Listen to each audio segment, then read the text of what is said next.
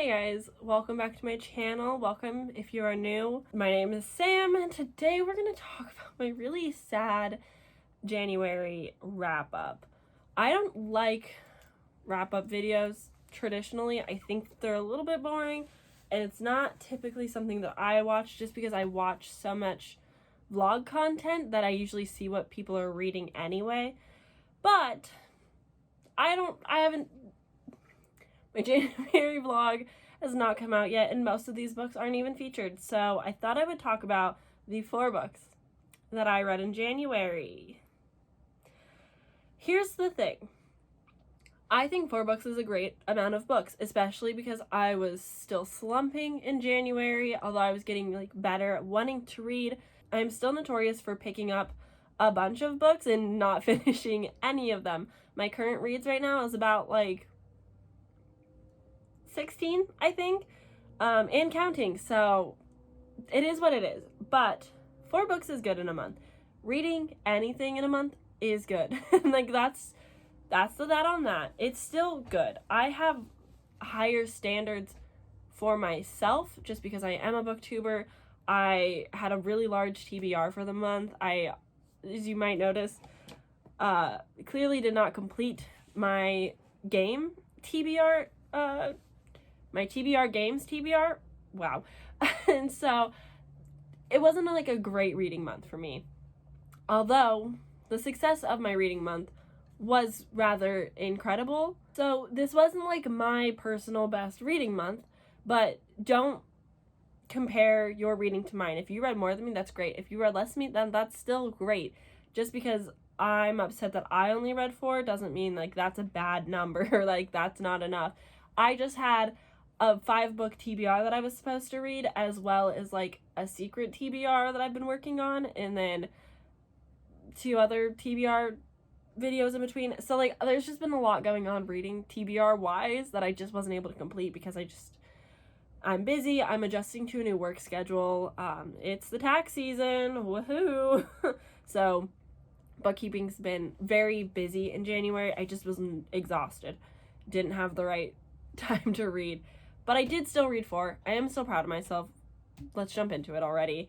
So the first one that I read was Fruits Basket Volume 2. This is by Natsuki Takaya. I adore these. I adore these so much. I love them with my entire being. I love the characters so much. This is the one where we meet so many more of the Zodiac members. We're meeting a lot more Soma families. I love them all so much. Especially Momichi. He's my favorite. I love him so much. Oh my god. So yeah, I just had a lot of fun with this, as I've mentioned before. I have seen the anime, so reading it is kind of like watching it, and so I can compare a lot of that to this, or I guess this to that. Anyway, it's been a lot of fun reading. I think I'm gonna try and do a reading vlog. I was originally gonna do a reading vlog with no spoilers, but then I realized how do you read 12 volumes and not spoil anything? So I decided to do spoilers, but I didn't know that when I read this, so I haven't reviewed this properly. But either way, of course, I read this. I'm in love. It's great. I like these. They take me about an hour and a half, 2 hours to read. So although it's a manga and they're pretty, this is a pretty normal sized book, they do take me a while to read. I'm still getting the hang of reading practically backwards from the Western reading way, but I've read it. I love it.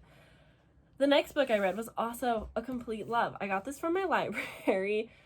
This is the Traveling Cat Chronicles by Hiro Arikawa, and I full fucking sobbed. When I tell you that, it is not exact. I always tell you, I sobbed at A Man Called Up. No, I cried at that. I sobbed for the last probably 50 pages, maybe. I just was sitting there reading. My boyfriend went and made dinner.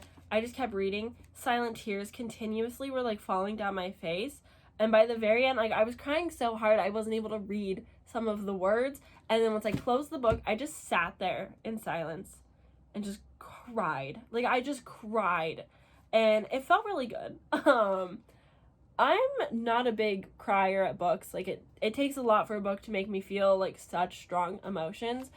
But I really love cats in books. It is a buzzword for me. If there's a cat that's, like, a main feature in the book, I'm already, like, so invested. But having, like, the cat's perspective, who is fucking hilarious, I just need to add, like, the cat is so funny. And I thought that was going to be kind of, like, weird for me, having, like, the cat perspective and, like, lens, but it was so fantastic. And then, like, you see all of these characters that have an impact on our main man, and it just, like, it really made me feel a lot of things. I really saw myself in a lot of these characters, especially the married couple, with the bed and breakfast. They had an old cat that loves to sit on this old TV because of the crazy, not the crazy cat lady, but, like, the crazy cat lady that's like, now we're keeping an old box TV because our cat likes to sleep on it because it's warm, and, like, that's just that.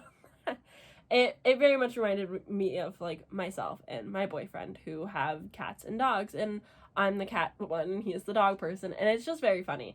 But I had such a great time with this. I'm obviously going to purchase this and read it again and again and again. I do highly recommend this. It's just it's so good. It's heartbreaking, but it's so fucking good. And I really recommend that you read this. The next thing I read. This was on my TBR. I did something okay for myself. This is Girls of Storm and Shadow by Natasha Nang. I liked it. This definitely felt like a sequel middle book. It's a trilogy. This has not made me want to pick up the final book, even though I will. I do want to. I have a friend that's like, the battle scenes in the third book are some of the best I've ever read, and I said, oh, that's so fantastic. I can't wait to read that. But this just felt like a mid book, and not much was really happening. I had a really tough time when I was physically reading along, just like focusing or caring at all. So I primarily listened to the audiobook, and I still just didn't really care. I definitely wanted more out of this. There were, like, impactful character deaths that I just felt nothing from. I was like, who? Oh, no, whatever. Like, it was really unfortunate.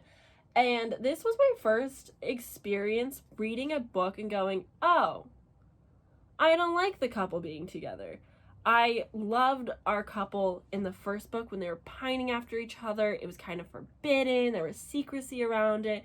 And for the most part, they can just, like, be their happy selves in this, which I think is very important. I need to, like, note that I'm glad to see a sapphic couple, like, be pretty happy together. There was still, like, some turbulence and things happening along the way, but for the most part, like, their relationship was good and strong and happy. And they were, like, assisting each other with what's going on. Overall, I think it is very good to have this in books.